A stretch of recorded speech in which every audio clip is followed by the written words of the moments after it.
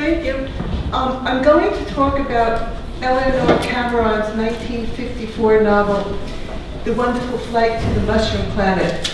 And my premise is that this was a juvenile science fiction novel, and it's about literally a mushroom planet where things are made of mushrooms and the people live a sustainable life. And when it came out, it was seen as a children's book. And I was one of the children who read it, and I loved it, and I think that's why I became a science fiction scholar, but that's another story.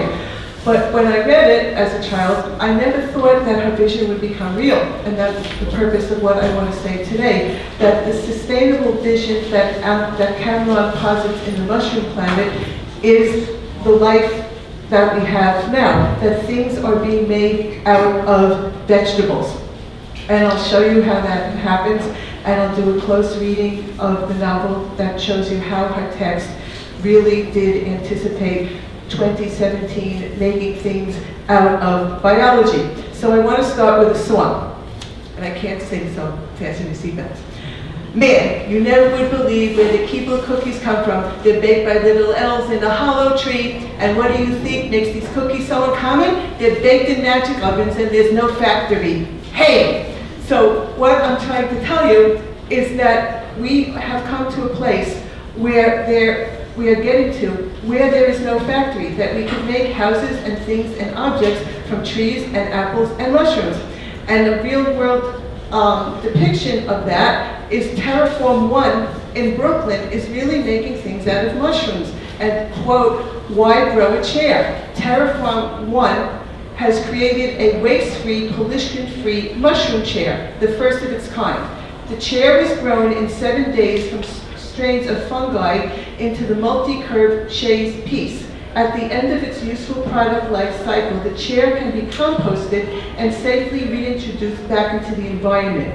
Where can it be naturally biodegraded? The chair has grown using material manufactured by Ecological, a leading biomaterials company that believes mushrooms the new plastic.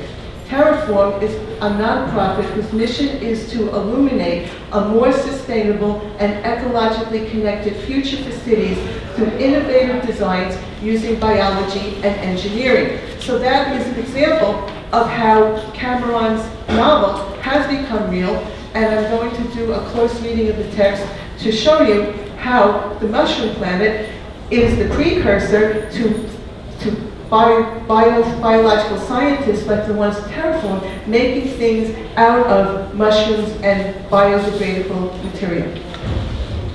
I read Eleanor Cameron's The Wonderful Flight to the Mushroom Planet and ate Keebler Cookies when I was a child. Like believing in Santa Claus, many children of the 1960s thought that elves in fact baked cookies in a hollow tree sans factory. While Santa's reindeer will never fly, the same cannot be said for cookies created by dint of brick and mortar made factory lac. Products and buildings constructed in terms of emphasizing organic matter rather than inert material are now at the innovative forefront.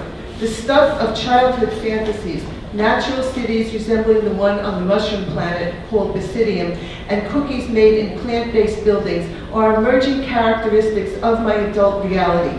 In future as yet fantastic cities, manufacturing and urban development will center upon organic material, mushrooms for example. Cameron published Mushroom Planet in 1954, just as the United States was on the cusp of embarking into outer space. But boy toy space flight is rightly not her emphasis in regard to the most important future technology. Current astronauts, instead of venturing outward, merely orbit the Earth. People are not rocketing to planets. Mushroom planets are otherwise. Developing non-polluting biological technology to save the Earth, not leaving the Earth, is the most important social priority. More specifically, merging architecture with biology, building ecologically sound cities from organic matter, not using metal to blast off into outer space, is the current most crucial innovative endeavor. Due to the specter of climate change, we are careening toward earthbound manufacturing innovation, which creates ways to build cities by replacing bricks and mortar with organic materials. We cannot live in outer space. We must live on a sustainable Earth. Cameron's most important legacy is her ecological prescience, not her attention to spaceflight. She brilliantly recognized that organic matter matters. Her approach to how to do things with words involves describing how to make things with, say, vegetables. Mushroom Planet is the precursor to such feminist ecological visions as the light-producing click flies in Joan Slonczewski's Adoring to Ocean, a spaceship, kudzu vine chickens, and an impending goat in Jane Chipley's Jr.'s Houston, Do You Read, and the shrimp-like living spaceship creature in Nettie Okorafor's Dint. Science fiction's depictions of the biologically unexpected are on the road to becoming mundane urban reality. Innovators are turning science fictional conceptions involving biology into urban architectural fact. Today, New York is merely called the Big Apple. Tomorrow, apples may be used to build New York. Literally defining the Big Apple as a building material appellation is at the core of architectural urban future visions. Feminist science fiction includes what I have called an unexpected coupling of technology and nature. The unexpected coupling of technology with organic material informs this essay. I range from Elfland to Poughkeepsie by describing how what was once the fantastic realm of the Keebler Cookie elves can form the future of real cities such as Poughkeepsie. Mushroom Planet describes a world replete with building materials appropriate for constructing future sustainable cities. Basidiumites inhabit dwellings which pretend the habitats of future urbanites, cities made from natural materials. What is most relevant to 21st century readers is not the fact that Cameron's protagonists, two young boys named David Topman and Chuck Masterson, journey to an extraterrestrial world. The boys' roles as biotech innovators who closely encounter a sustainable habitat is most important. Cameron foresaw that sustainability is our most important scientific imperative. We need to make it possible to live in cities analogous to the Basidiumites' sustainable community. David and Chuck, the latter boy has brown skin and dark hair, form a racially diverse technological team who immediately decide to build a spaceship by using, quote, a lot of old boards and stuff nobody wanted anymore, wood and the pieces of metal sheeting, unquote. Their reused efforts smack of the architectural repurposing of discarded materials, the book Building from Waste, Recovered Materials in Architecture and Construction, a study of materials and products which use waste as a renewable architecture, interior, and industrial design resource, enumerates. When the boys build a spaceship by constructing a wooden frame and covering it with metal sheeting, they combine organic and manufactured materials in a manner which positions the organic wood as a literal support structure for the metal. This combination is an inception of developing organic materials that can be made into buildings. In the sustainable future city, the completely natural, such as wood and mushrooms, will be the most important building material. Metal sheeting and non-organic materials of its ilk will become the antiquated stuff of yesterday. The phone booth smartphones replaced.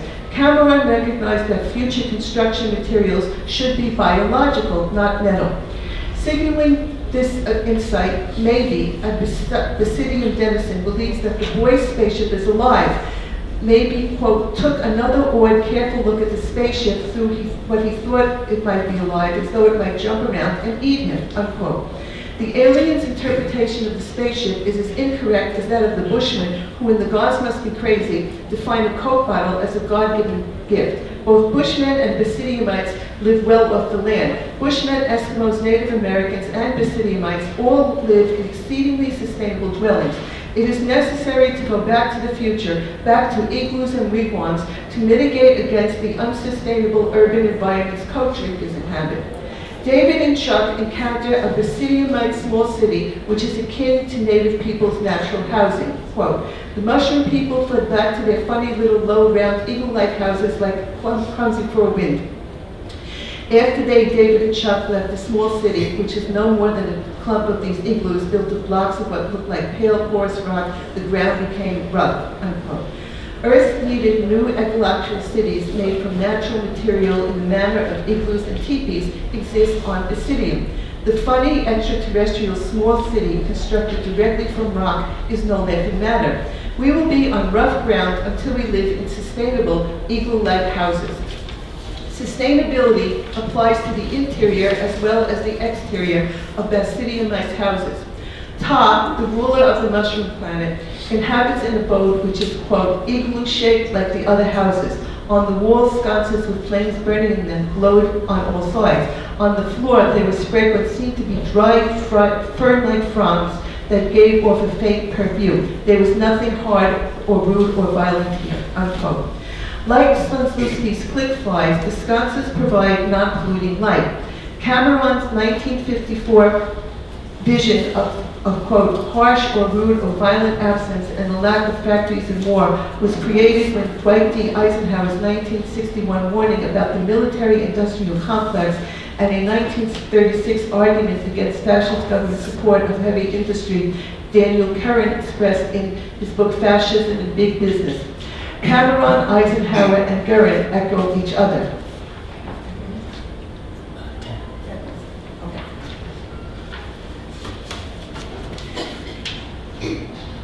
However, vision is in tandem with the spirit of the Keebler Cookie manufacturing son's factory premise. David, when attempting to explain the mechanization and metallic products to Basidiumites, is at loss for words. Quote, David thought of trying to explain, but when he pictured sheep and how he got wool and fields of cotton and cotton mills and looms with threads spinning back and forth and manufacturing plants with hundreds of people sewing and cutting and putting on buttons and zippers, he heaved a huge sigh. Imagine a zipper to maybe, unquote. David is experiencing cognitive estrangement from factories. The inception of the notion that the fantasy Keebler Cookie natural manufacturing process can be actualized, albeit sans elves. In this vein, since there is no indication that Basidiumites eat cookies, Todd describes how clothing can be made in a completely natural manner. Quote, we use the flesh of those bilber trees you see there. We break them down and pound them and mix them with a liquid we make of the juices of many plants.